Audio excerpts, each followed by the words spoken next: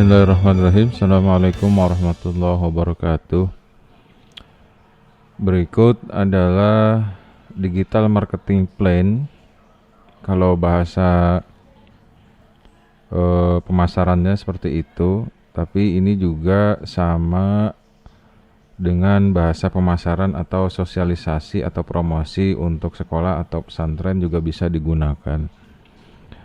Nah, ini ada unsur-unsur yang penting yang memang pada zaman sekarang mau tidak mau ini harus ada. Nah, ini kita lihat dari SDM-nya. Kebanyakan SDM itu tidak didukung oleh SDM yang pas atau pembagian tim. Paling tidak saya menjabarkan ada 4 orang minimum yang menangani ini, atau 2 orang tapi dengan tugas 4. Sebelumnya saya ingin cerita bahwa kebanyakan di Indonesia ini masih banyak orang-orang yang memang kalau sudah bisa bikin konten atau media sosial, YouTube dan sebagainya, itu langsung dikasih tugas sebagai penanggung jawab daripada pekerjaan digital. Pengalaman pribadi bahwa sebetulnya orang-orang ini tidak banyak yang belum mengerti bahwa sebuah konten itu taunya muncul di YouTube, padahal di dalam konten YouTube itu perjalanannya cukup panjang. Misalnya gini, kita diibaratkan membuka toko. Toko itu menjual pisang goreng, maka harus ada yang tukang beli gitu. Tukang beli pisangnya, cari pisangnya.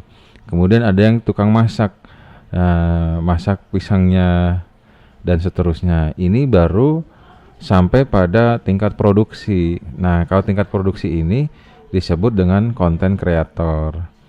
Nah, jadi si konten kreator ini hanya produksi daripada konten-konten yang ada. Nah, sebelum saya ke konten kreator atau SDM-nya, ini beberapa unsur ya yang kira-kira penting. Pertama, ini website. Ini website ini hampir wajib ya ada, karena dia diibarat rumah atau yang mewakili dari lembaga kita, sekolah kita, atau pesantren kita secara digital. Gambaran umumnya, apa saja kegiatan di pesantren itu ada. Nah, yang kedua, ini Instagram. Sebetulnya beberapa media sosial itu ada segmen-segmennya, tapi yang cukup populer memang Instagram. Ini lebih cenderung ke foto-foto atau short movie. Kemudian YouTube. Nah, YouTube ini sudah zaman sekarang sudah tingkatannya sudah seperti Google Search.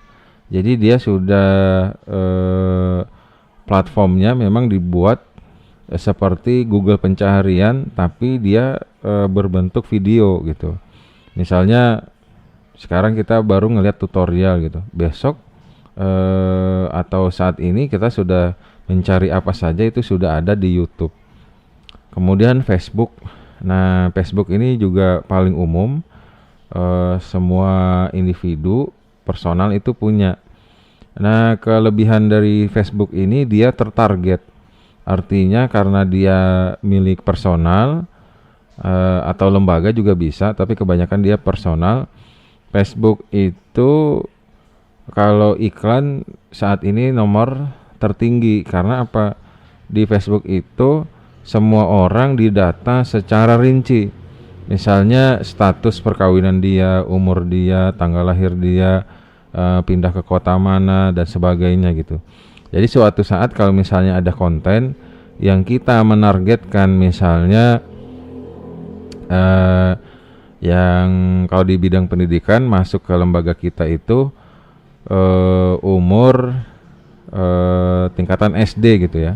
Nah, ini kita bisa men-setting siapa yang akan kita tuju atau kita target. Misalnya orang tua dengan umur 20-an atau umur 30-an, yang artinya dia punya anak kira-kira SD gitu. Atau memang anak dengan 1 orang atau 2 orang, bahkan anak umurnya sendiri, umur anaknya itu sudah diinikan. Nah, yang ketiga ada marketplace. Nah, marketplace ini yang situs jualan ya. Ya, saya pikir kalau lembaga tidak perlu WA story juga. WA sebetulnya sekarang udah canggih, sekarang udah ada namanya WA Blast gitu. Jadi sudah bisa mengumpulkan data-data berdasarkan kegiatan mereka dan dikumpulin ke WA kita. Nah, ini biasanya ada aplikasi lain disebut dengan WA Blast. Nah, yang seterusnya Google Business. Nah, Google Business itu misalnya kita buka Google gitu. Nah, Google Map. Nah, di dalam Google Map itu biasanya ada tempat-tempat. Misalnya kita ke masjid, nanti di situ ada reviewnya. Kita ke rumah makan, ke bengkel, ke pom bensin, ke tempat mana saja yang dia didaftarkan menjadi Google Business. Ini menjadi penting. Kenapa? Kalau kita punya usaha atau lembaga pendidikan yang fisiknya ada di alamat tertentu, ini orang akan lihat reviewnya. Nah, kebanyakan lembaga atau pesantren mengabaikan ini gitu. Sementara di pihak lain, orang yang mencari pesantren atau mencari lembaga pendidikan, dia akan lihat websitenya, dia akan lihat Google Business-nya. Kalau Google Business-nya misalnya ya, kita ke pesantren A gitu, nanti dilihat di sana ada yang posting. Karena Google Business ini dia membuka kemungkinan daripada orang yang mampir, lewat, atau siapapun yang tahu tempat itu, dia akan komentar. Nah, bagi orang zaman sekarang, dia akan lihat daripada testimoni. Oh, tempatnya seperti ini. Karena apa? Orang akan mengerti kalau misalnya dia hanya melihat website itu kan semuanya dikerjakan oleh pemilik lembaga. Maka bisa saja semua yang baik-baik, yang nggak baik nggak ditampilkan di website. Tapi di Google Business ini pasti ditampilkan gitu. Nah, semua ini adalah pekerjaannya. Minimum ini ya, pekerjaan daripada media sosial. Jadi website dan seterusnya sampai bawah tadi ini kita akan menggarap semua ini. Nah, siapa yang menggarapnya? Yang pertama konten kreator, artinya dia yang buat rancangan-rancangan gitu. Kalau website ya dia buka website, buat websitenya. Terus kalau ada landing page itu kalau orang mau order sesuatu atau hubungi siapa, daftar gitu. Kalau di pendidikan daftar secara online, nah dia harus buatin ininya. Terus dia juga harus bisa content creator itu ada 3 unsur. Pertama foto, kedua video, ketiga copywriting, artinya narasi yang menerangkan tentang hal itu gitu. Nah, ini website rumahnya. Ini pengerjaan dan maintenance-nya juga lumayan. Instagram. Nah, Instagram content creator apa? Adminnya, buat linknya, buat apa yang dimunculkan di website tadi, atau ada foto-foto dimasukkan juga di Instagram. Jadi istilahnya di forward gitu, di forward ke Instagram. Nah, sama di YouTube juga dia buat konten YouTube, video. Facebook juga sama. Dia pokoknya intinya dia produksi aja. Produksi kegiatan misalnya pramuka. Dia tuh produksi, semuanya produksi. Nah, dia yang masukin nanti ke ini dia produksi semuanya. Bisa nanti yang masukin ini di traffic maker tuh bisa juga. Nah, nanti kalau sudah masuk ke dalam website, maka tugas kedua ini dilakukan oleh traffic maker. Traffic maker itu bisa saja ya yang memasukkan video atau gambar atau konten itu konten kreator juga langsung bisa, atau traffic maker dia yang mendatangkan pengunjung website. Jadi gimana caranya si website itu dikenal orang? Kan kalau misalnya kita bikin website saja tidak mungkin dikenal orang. Akhirnya si traffic maker ini orang kedua dia ibarat sales gitu. Nah, si salesnya ini gimana caranya mempromosikan website? Misalnya ke grup WA, ke Facebook. Oh, ini kita sudah punya website. Silahkan datang sini dan sebagainya. Nah, dia juga harus mengatur SEO. Apa itu SEO? Search Engine Optimasi kalau nggak salah. Artinya tuh jadi ada kata-kata yang membuat orang itu tertarik. Artinya kata kunci, misalnya pondok pesantren, lembaga pendidikan namanya langsung apa gitu, sekolah agama ini. Jadi kalau ketika orang mengetik itu, maka dia ngarahkan ke website kita atau ke media sosial kita. Terus juga mencari subscriber kalau YouTube ya, dan viewer. Ini gimana caranya? Dia terus promosi, intinya dia terus promosi gitu. Dia menjaga juga repeat order, mencari follower tertarget. Nah, ini yang tadi di YouTube itu kan ada beberapa orang yang memang spesifikasinya tertarget. Kalau kita taruh itu di website ini bisa dibaca oleh semua orang. Tapi kalau di YouTube, kalau YouTube itu iklan berbayar, maka dia bisa mencari orangnya nih dengan betul-betul sesuai gitu. Jadi kita mengiklankan lembaga SD atau lembaga SMP itu tidak keluar dari yang di lain yang ditarget itu, misalnya dibaca sama orang yang sudah lulus kuliah atau yang sedang kuliah gitu. Yang sedang kuliah ini nggak mungkin dia udah punya anak, dia punya dianya sendiri tidak mungkin tertarik gitu. Terus dia juga maintenance data, mencari data, iklan FB. Intinya orang ini mengiklankan terus gitu. Ya, iklan website, iklankan artikel, mencari selebgram itu. Misalnya ada di satu daerah, dia punya follower banyak gitu. Katakan YouTuber atau di IG itu pengikutnya jutaan. Bisa kita undang dia untuk review ini kita gitu, lembaga kita. Akhirnya itu akan ditampilkan di IG-nya dia atau YouTubernya dia, maka kita jadi ikut terkenal gitu. Sama ini mencari YouTuber, mengarahkan iklan ke GB ini apa ya? Nah, nanti kalau itu tugas daripada traffic maker. Kemudian setelah itu kan sudah diiklankan. Nanti pasti ada orang yang telepon atau cari tahu dan sebagainya. Ini kalau di Indonesia biasanya yang bikin konten dia, yang upload ke YouTube dia, yang jawab telepon juga dia gitu. Nah, sekarang kalau kita buat tim, maka customer service itu dia yang jawab telepon. Artinya dia juga harus tahu kontennya yang disebar di mana dan seterusnya.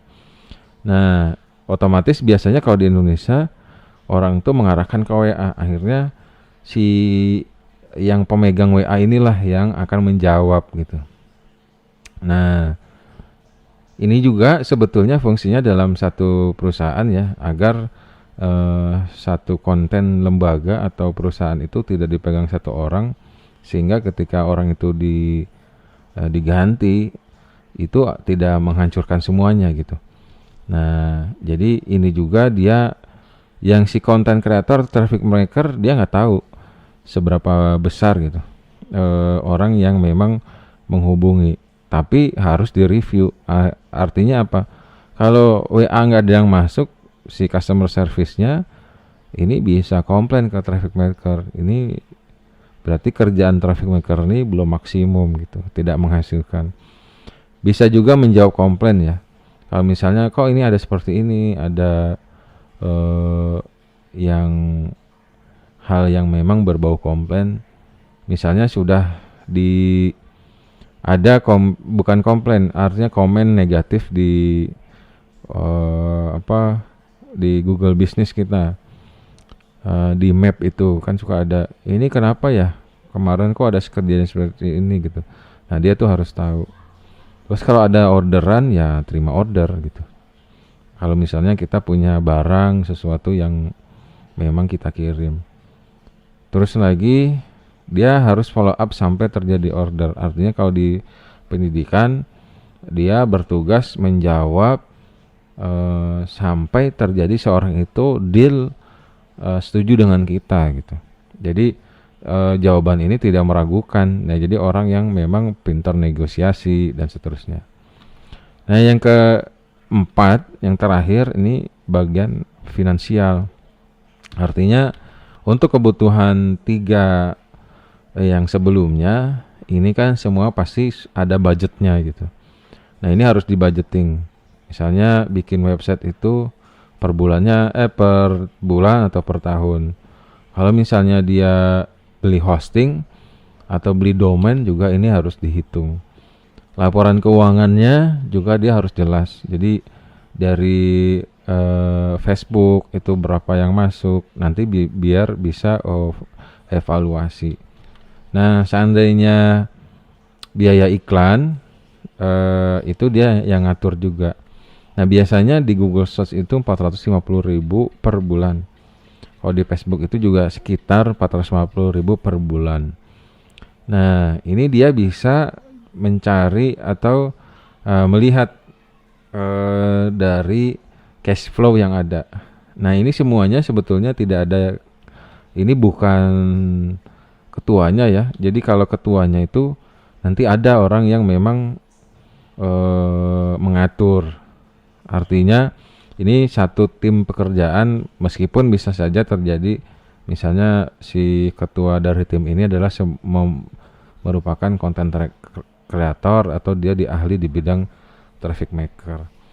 Jangan salah bahwa jangan-jangan kita menentukan orang yang mahir di content creator tapi kita keserahkan ke sini semua, tapi ternyata dia bukan orang yang ahli di bidang bicara atau negosiasi. Akhirnya konten yang sudah baik, yang sudah bagus, begitu orang menanyakan produknya, kalau misalnya di satu lembaga atau sekolah itu menanyakan ruang lingkupnya, dia gagal untuk menjelaskan. Nah, ini percuma saja. Nah, kira-kira itu yang bisa digambarkan dari satu buah tim digital, baik itu promosi, baik itu marketing dan lain sebagainya. Terima kasih. Assalamualaikum warahmatullahi wabarakatuh.